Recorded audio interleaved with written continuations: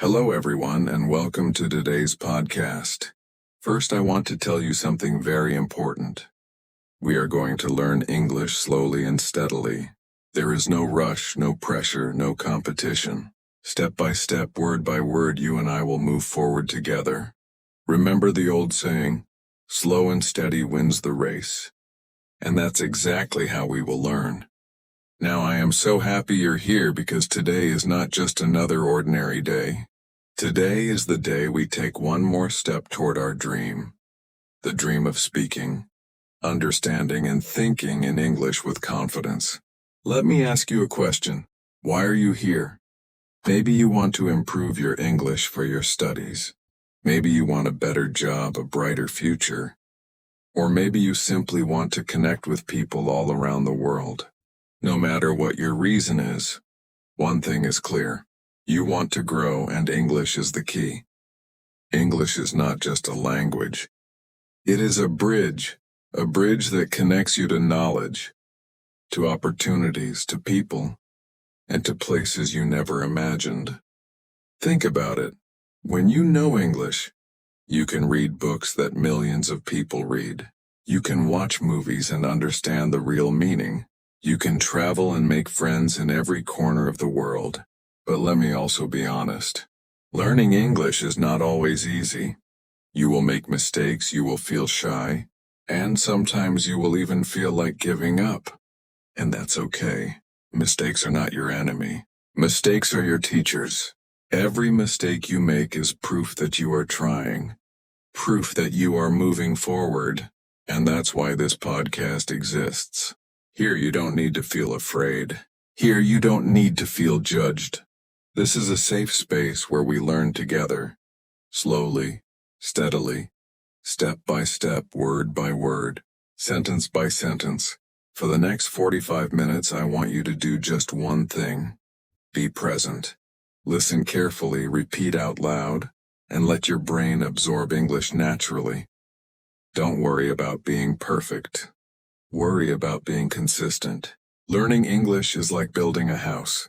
You cannot build it in one day. You need strong bricks placed one by one. Today in this podcast, we are adding those bricks. We are building your English house, strong, steady, and unshakable. So take a deep breath, forget your worries, and say to yourself, yes, I can learn English. Yes, I will learn English, and slowly and steadily. Because today is the beginning of something powerful. Today, you and I are not just talking. We are building a new future together. Let's begin our journey. Some common struggles in learning English. Now that we've introduced our journey and set the pace, slowly and steadily, let's talk about something very real. The struggles of learning English. Almost every learner faces the same problems. And if you've felt these before, trust me, you are not alone. 1. Fear of speaking. The first and biggest struggle is fear. People think, what if I make a mistake? What if people laugh at me? But here's the truth. Even native English speakers make mistakes. Mistakes are not shameful. They are proof that you are learning. So instead of saying, I'm afraid to speak, start saying, I'm brave enough to try. Let's practice together. Repeat after me, nice and clear. I am not afraid of mistakes. I learn from my mistakes. Every mistake makes me better. Good job. That's how confidence begins, and with your words. 2. Translating from your native language. Another big struggle is translation. Many learners think in their mother tongue first and then translate into English. That makes your speech slow and sometimes incorrect. For example, you want to say, I'm hungry, but instead, you think in your own language first, then try to translate. By the time you finish, the moment is gone. Here's the secret. Train your brain to think directly in English. How? Use simple daily sentences. When you wake up, say, good morning. When you eat, say, I'm eating breakfast. When you go to bed, say, I'm going to sleep. Small sentences like these, spoken daily, will reprogram your brain to think in English naturally. 3. Lack of practice. The last struggle is lack of practice. Many people read grammar books, memorize rules, and watch lessons, but they never use English in real life. Learning English without practice is like buying gym equipment, but never exercising. You have the tools, but no results. That's why I always say use English every single day. Even 10 minutes is enough if you're consistent. Mini exercise, repeat after me. I practice English every day. My English is improving every day. I am getting better slowly and steadily. Closing this part. So remember, don't fear mistakes. Stop over-translating, and most importantly, practice daily. If you can overcome these 3 struggles, your English will grow faster than you ever imagined. Building daily habits for English learning. Now that we've talked about the struggles of learning English, let's move into something even more powerful. Building daily habits. Because let's be honest, learning English is not about talent. It's not about being smart. It's about building simple, repeatable habits that you do every single day. Think about brushing your teeth. Do you ever forget? No. Why? Because it's a habit. It's automatic. You don't think about it, you just do it. That's exactly what we want for English. We want English practice to be as natural as brushing your teeth, as normal as drinking water, as regular as eating your meals. The power of small habits. Here's the truth. You don't need to study English for 5 hours in one day. What you really need is just 20 to 30 minutes every day, because consistency beats intensity. 1 hour once a week, sighing not enough. 20 minutes every day, powerful progress. Slow and steady, brick by brick, word by word. That's how you win. 4 simple daily habits. Let me share with you 4 small but powerful habits you can start today. 1. Listen every day. Podcasts, songs, audiobooks, or even short clips on YouTube. Don't worry if you don't understand everything. Just listen. Your brain is like a sponge. The more it hears English, the more natural it becomes. Example, when you're cooking, put on an English podcast. When you're walking, play English music. 2. So speak every day. Yes, speak, even if you're alone. Talk to yourself in English.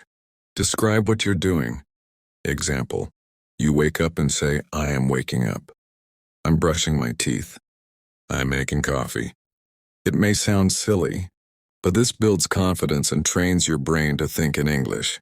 3. Read every day. Read short stories, articles, or even simple news headlines.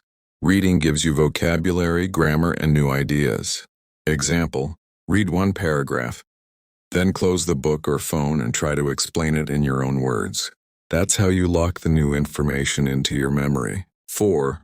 Write every day. Keep a small English diary. Just 2 or 3 sentences are enough. Example, today I went to school. I ate dinner with my family. I listened to a podcast to improve my English. Writing helps you organize your thoughts in English and see your mistakes clearly. Mini practice together. Let's do a short practice right now. Repeat these sentences after me. Every day I listen to English. Every day I speak English. Every day I read English. Every day I write English. Now let's combine them. Every day I listen, speak, read, and write in English. Slowly and steadily I am becoming fluent. Beautiful. If you repeat this every day, you will build unstoppable confidence. Vocabulary and short story practice. All right, my friends. Now that we've talked about building habits, it's time for something fun, practical. English practice with a short story and new vocabulary. Because let's be honest, grammar is important. But if you don't have words to use, grammar won't help you. Vocabulary is the fuel for your English engine. And stories are the best way to remember new words. Step 1, the short story. Listen carefully as I read this short, simple story in English. Sarah wakes up at 7 a.m. She brushes her teeth, takes a quick shower, and eats breakfast. After breakfast, she takes the bus to work. At work, Sarah answers emails, talks to her colleagues, and attends meetings. In the evening, she comes home, cooks dinner, and watches a TV show. Finally, at 10 p.m., she goes to bed. Simple, right? But inside this short story are many useful everyday words. Step 2, vocabulary breakdown. Let's take some words from the story and practice together. Wake up, to stop sleeping. Repeat, I wake up at 7 a.m. Breakfast, the first meal of the day. Repeat, I eat breakfast every morning. Colleagues, the people you work with. Repeat, my colleagues are friendly. Dinner, the evening meal. Repeat, I eat dinner with my family. Great job. Notice how we don't just learn the word, we practice it in a sentence. That's how your memory becomes stronger. Step 3, comprehension questions. Now let's check your understanding. I'll ask a question and you answer out loud. Don't worry if no one hears you, and practice is for you. 1. What time does Sarah wake up? Answer, she wakes up at 7 a.m. 2. How does Sarah go to work? Answer, she takes the bus. 3. What does she do at work? Answer, she answers emails, talks to her colleagues, and attends meetings. 4. What does she do before bed? Answer, she watches a TV show and then goes to bed at 10 p.m. Perfect, even if you didn't answer everything correctly. Repeating these answers helps you practice full sentences, not just single words. Step 4, role play exercise. Now let's make it interactive. Imagine you are Sarah. I'll say the questions again, and this time answer as if you were Sarah. Example. Question, what time do you wake up? You answer, I wake up at 7 a.m. Ready? Let's try. 1. What time do you wake up? 2. How do you go to work? 3. What do you do at work? 4.